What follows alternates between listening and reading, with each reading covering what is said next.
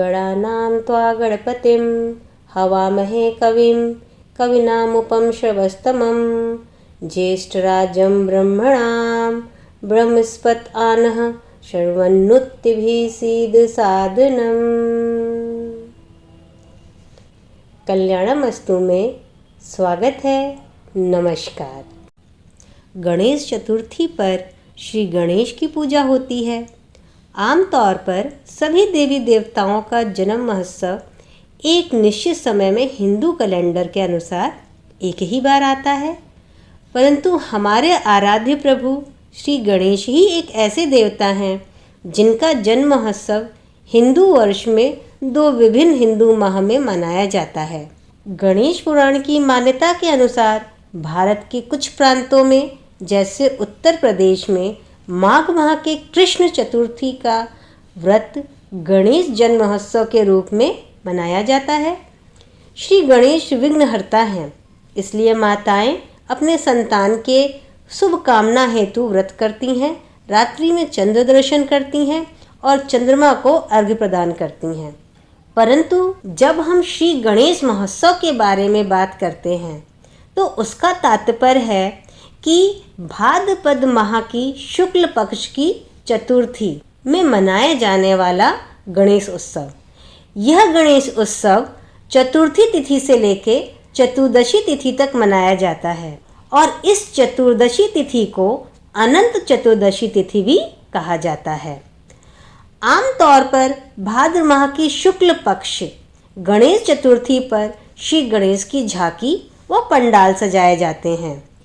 श्री गणेश चतुर्थी महाराष्ट्र में बड़ी धूमधाम से मनाया जाता है।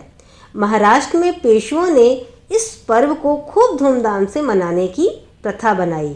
कहा जाता है पुणे में कस्बा जिले में गणपति की स्थापना शिवाजी महाराज की मां जीजाबाई ने की थी, परंतु यह पर्व पहले निजी तौर पर ही मनाया जाता था और सिर्फ चतुर्थी तिथि को ही मनाया जाता था।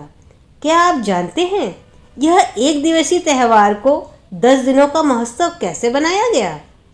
बात तब की है जब भारत में ब्रिटिश शासनकाल था और भारत के युवा अंग्रेजी तौर तरीके के तरफ ज़्यादा आकर्षित हो रहे थे और अपनी मूल भारतीय संस्कृति से भटक रहे थे। साथ ही साथ भारत में छुआछूत जैसी कुप्रथाएं भी विद्यमान हो गई थीं।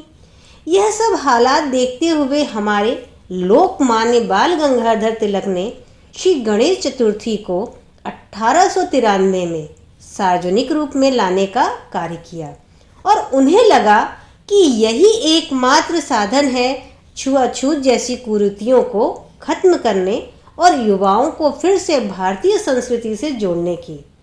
तो उन्होंने चतुर्थी तिथि से चतुर्दशी तिथि तक यह एक महोत्सव के रूप में मनाया।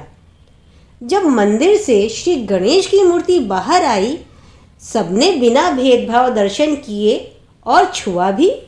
फिर मूर्ति को वापस मंदिर प्रांगण में रखने पर विवाद हुआ।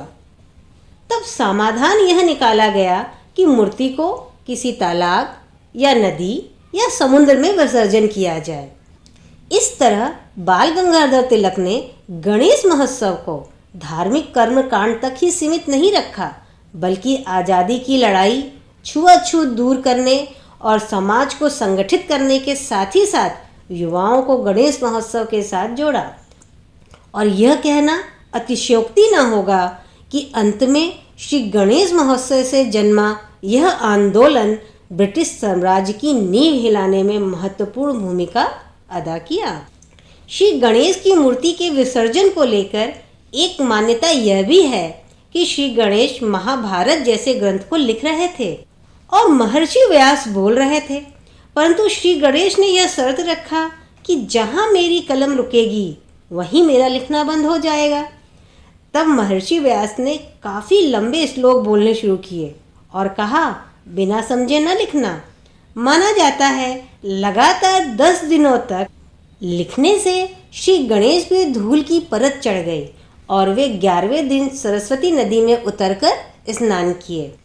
इस मान्यता के अनुसार यह माना जाता है कि गणेश की पूजा 10 दिनों तक करने के बाद किसी नदी, तालाब या समुद्र में मूर्ति का विसर्जन कर दिया जाता है।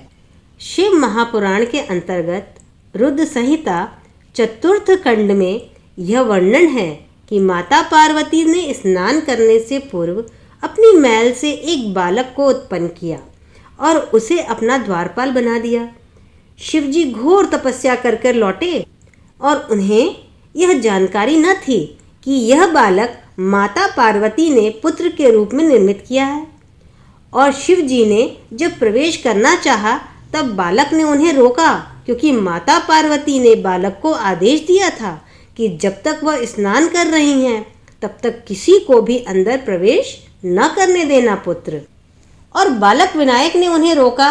तब शिवगणों ने बालक से भयानक युद्ध किया, परंतु कोई परिणाम न निकला। अंत में शिव जी ने उस हठी बालक पर क्रोधित होकर अपने त्रिशूल से उसका सिर काट दिया।